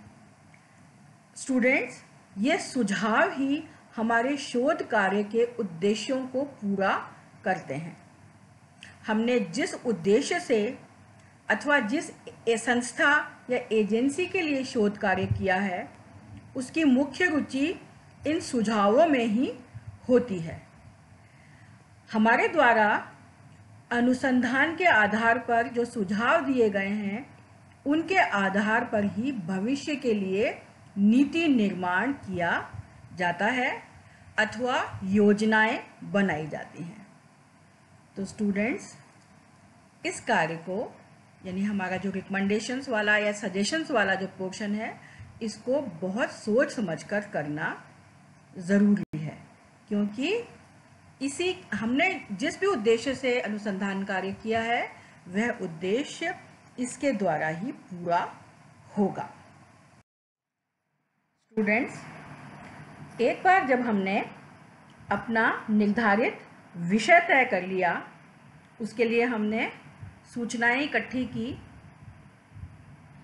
हमारे साहित्य की समीक्षा हमने की, शोध के लिए हमने जो शोध प्राविधि या मेथोडोलॉजी थी वह हमने तय कर ली। उसके बाद में हमने हमारे द्वारा एकत्र किए गए जो सूचनाएं और समंक हैं उनको किसी अच्छे रूप में प्रस्तुत किया।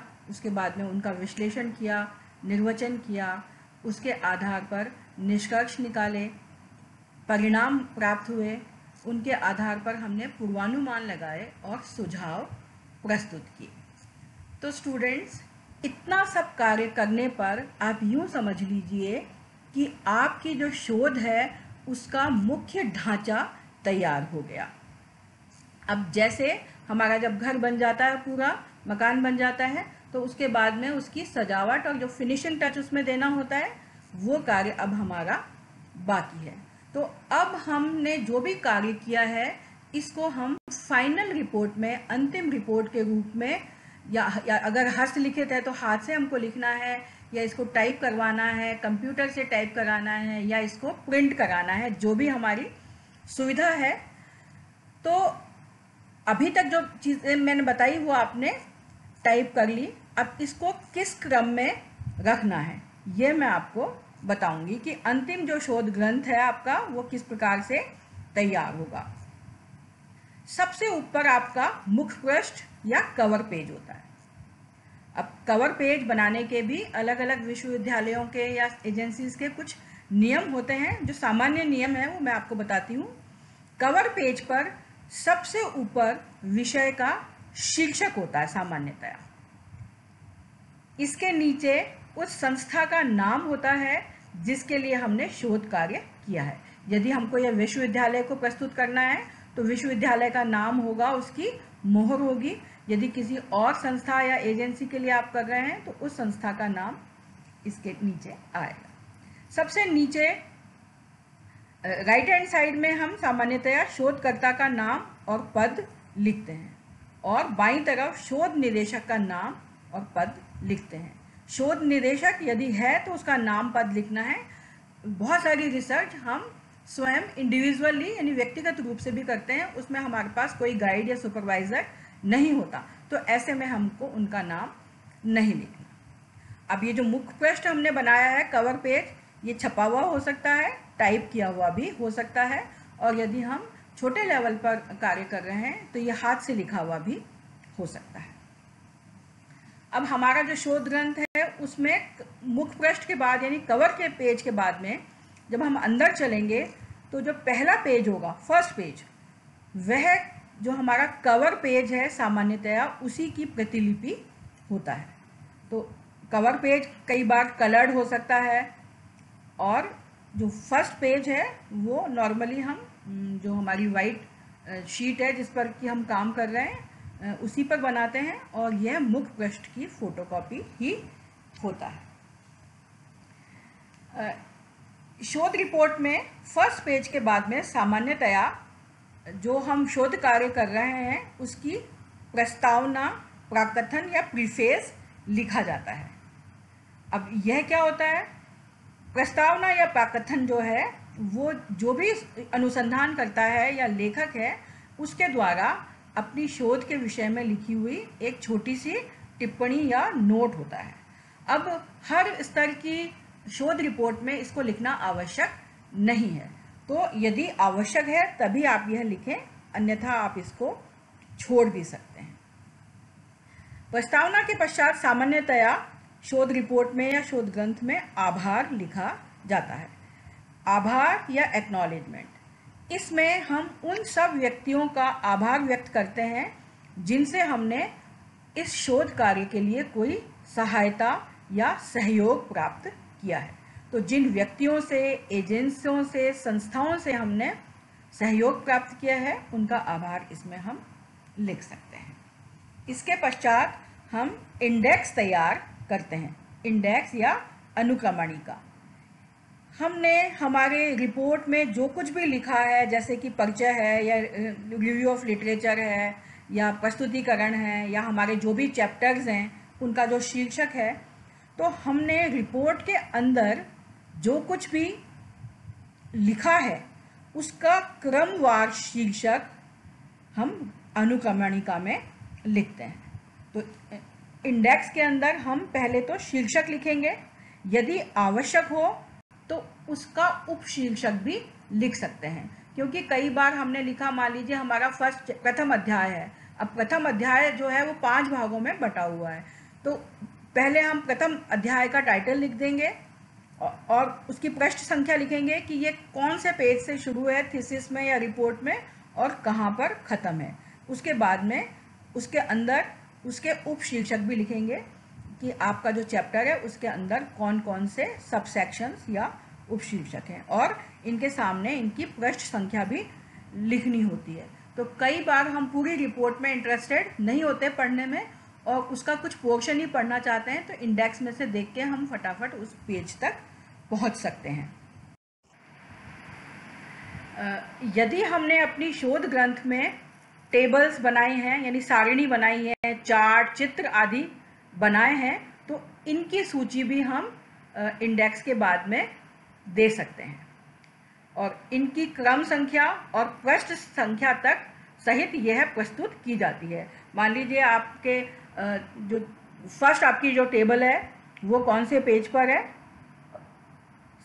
थर्ड जो टेबल है वो कौन से पेज पर है, तो हमने जो भी टेबल्स, चार्ट, चित्र, डायग्राम आदि बनाए हैं उनकी सूची, क्रम संख्या और पेज नंबर यानी पृष्ठ संख्या सहित प्रस्तुत की जाती है।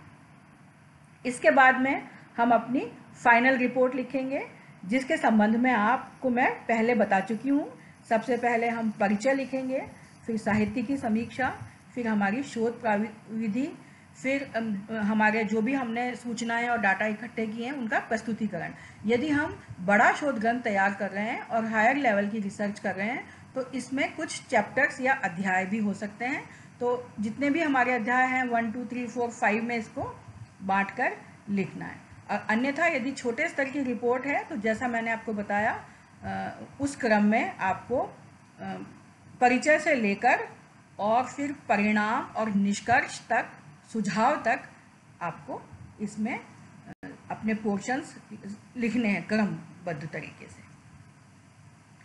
इसके पश्चात 2 चीज़ें और जो बहुत महत्वपूर्ण हैं वे हैं संदर्भ और ग्रंथ सूची, यानी कि रेफरेंसेस और बिब्लियोग्राफी।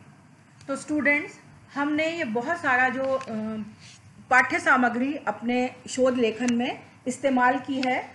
तो जैसे कि हम अपने इसमें परिचय में लिखते हैं, बहुत सारे लेखकों को और रिसर्चर को हम कोट करते हैं।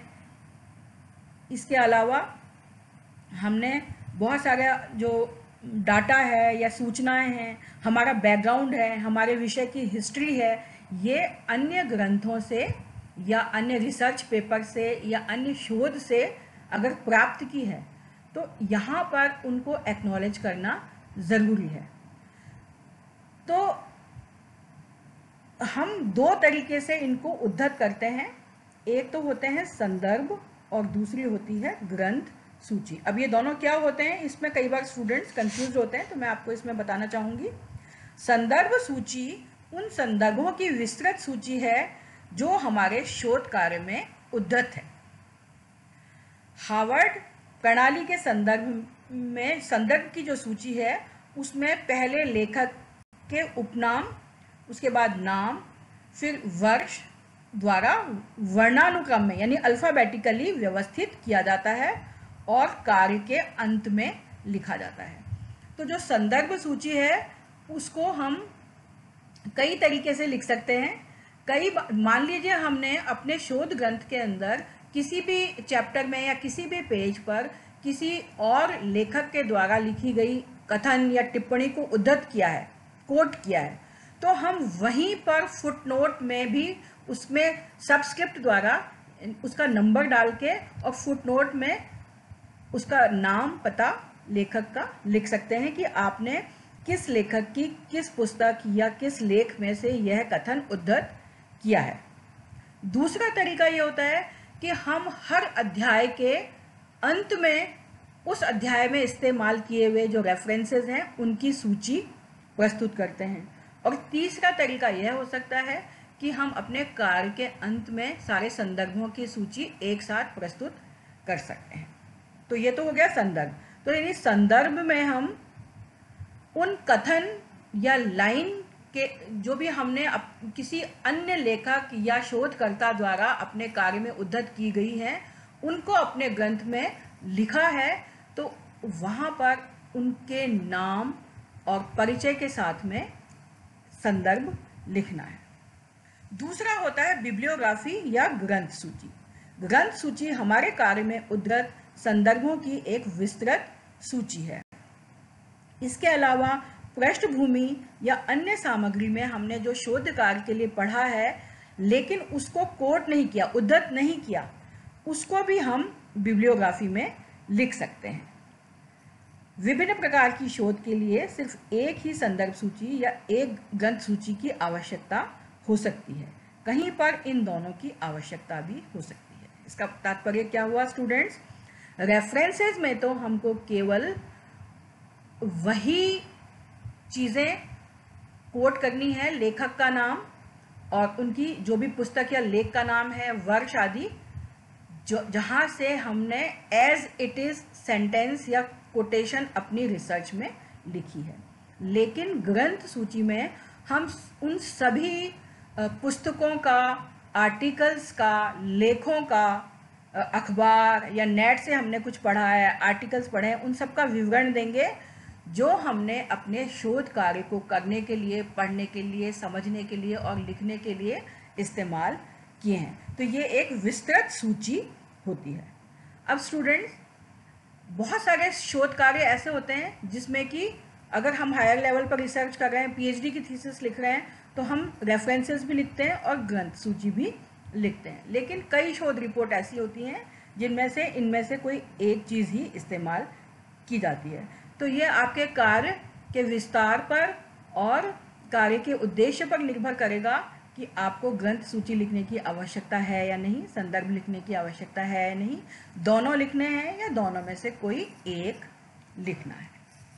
तो स्टूडेंट्स, मैंने इस वीडियो लेक्चर में बहुत ही विस्तार से आपको यह समझाने का प्रयास किया है, ख़ास तौर से जो बिगिनर्स हैं, जिन्होंने शोध के क्षेत्र में नया नया कदम रखा है, उनके लिए ये बताना मैंने आवश्यक समझा कि उन्होंने जो भी कार्य किया है उसको किस प्रकार से प्रस्तुत किया जाए कि उसमें प्रभावोत्पादकता बनी रहे और उनकी जो रिपोर्ट है वो इफ़ेक्टिव हो और उन्होंने जो भी कार्य किया है या जो भी विचार दिए हैं वो ठीक प्रकार से लोगों तक तथा उन एजेंसियों या संस्थाओं तक संप्रेषित हों जिसके लिए उन्होंने यह कार्य किया है। तो स्टूडेंट्स, मेरा विश्वास है कि यह वीडियो लेक्चर आपके लिए उपयोगी साबित होगा। यदि आपको ठीक लगता है तो आप कमेंट्स लिखकर मुझे बता सकते हैं। यदि इसमें कुछ कमी छूट गई हो या आप कुछ और जानकारी प्राप्त करना चाहते हैं तब भी आप नीचे कमेंट्स लिखकर मुझे इससे अवगत करा सकते हैं। तो इस लेक्चर को ध्यान से सुनने के लिए आप सबका बहुत बहुत धन्यवाद स्टूडेंट्स। आगे भी इसी तरीके के यूज़फुल लेक्चर्स के साथ में आपसे हम मिलते रहेंगे।